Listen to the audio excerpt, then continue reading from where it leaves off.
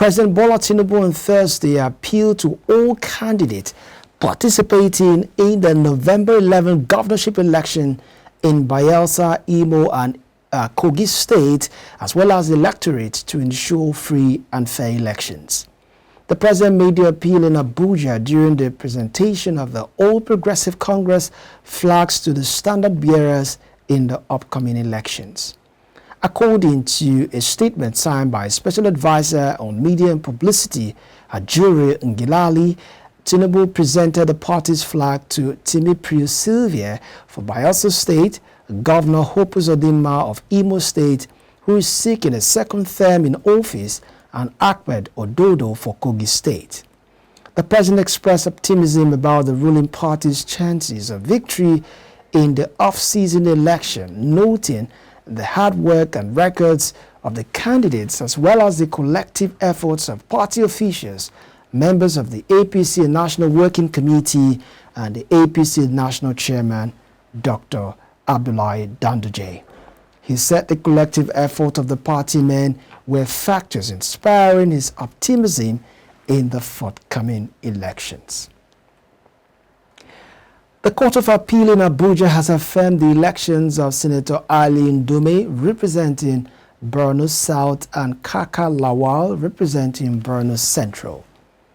The three-member panel headed by Justice Biobili George Will held the two appeals against the lawmakers lacked merit.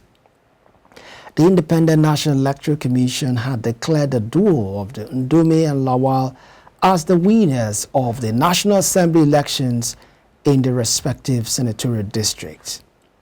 Dissatisfied with the declaration, Mohammed Komalia and the People's Democratic Party challenged the election of the Lawal, while Kudla Tumari and PDP filed a petition against Ndume at the State Election Tribunal.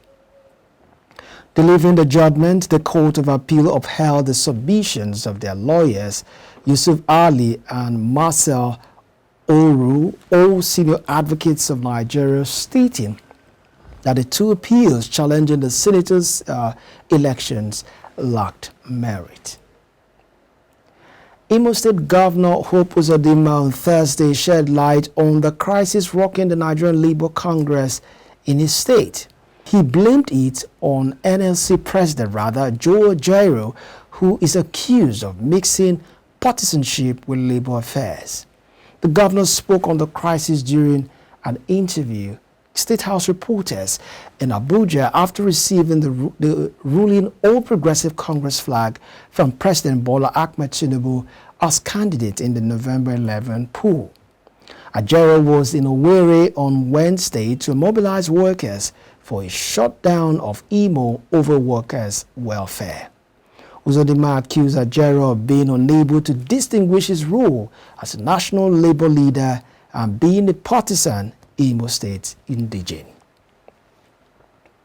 Human rights lawyer and senior advocate of Nigeria, Femi Falana, has faulted the police account on the controversial arrest of the Nigerian Labour Congress President Joe Ajaero.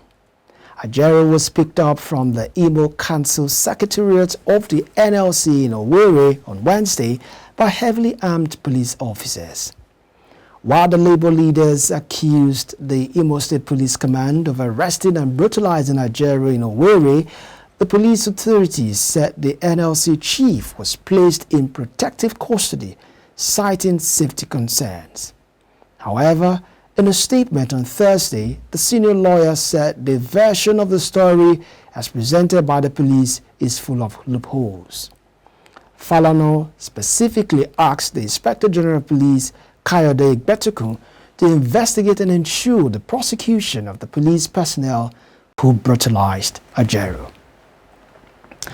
Justice O. Adeniji of the High Court in the Federal Capital Territory Abuja on Thursday ordered the immediate and unconditional release of the immediate past governor of the Central Bank of Nigeria, Godwin Emefiele, from the custody of the Economic and Financial Crimes Commission.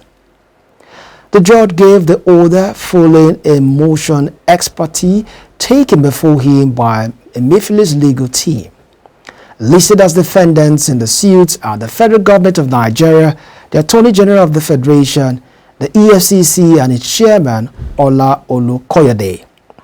Ruling on the application, Justice Adeniji said the third and fourth respondents are hereby ordered to unconditionally release the applicant from detention forthwith, or in the alternative produce him in court on the date fixed for hearing of the substantive motion or notice for purposes of being admitted to bail by the court. The EFCC arrested Emefiele on October 27th, immediately after he was released from the custody of the Department of State Services, where he has been kept since June 10th. The Supreme Court has fixed January 26, 2024 for judgment in the appeal by a former member of the House of Representatives, Faruk Lawan, who is presently in jail. A 5-man panel led by Justice John Okoro chose the date after the lawyers to parties made their final submission and adopted their written briefs.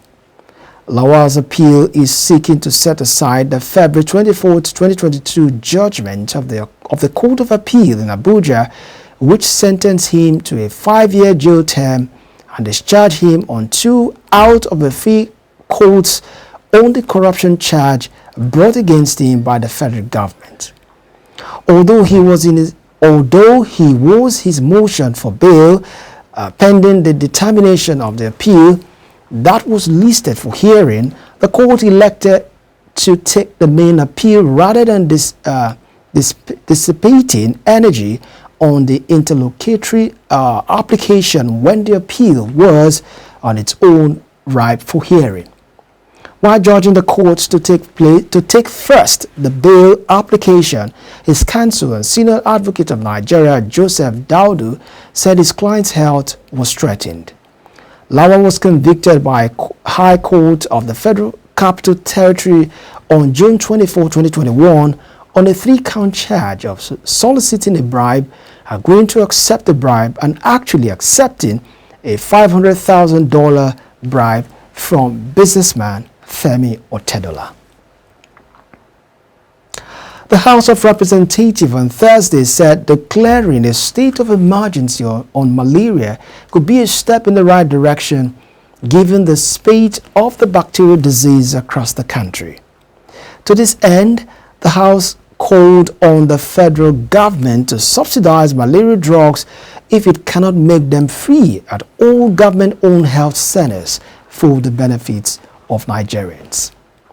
Speaking at the inaugural meeting of the Committee on HIV and AIDS, Tuberculosis and Malaria Control on Thursday, the chairman of the committee, Amobi Oga, said despite the rate of infection of malaria, most Nigerians could not access drugs because the drugs were quite expensive.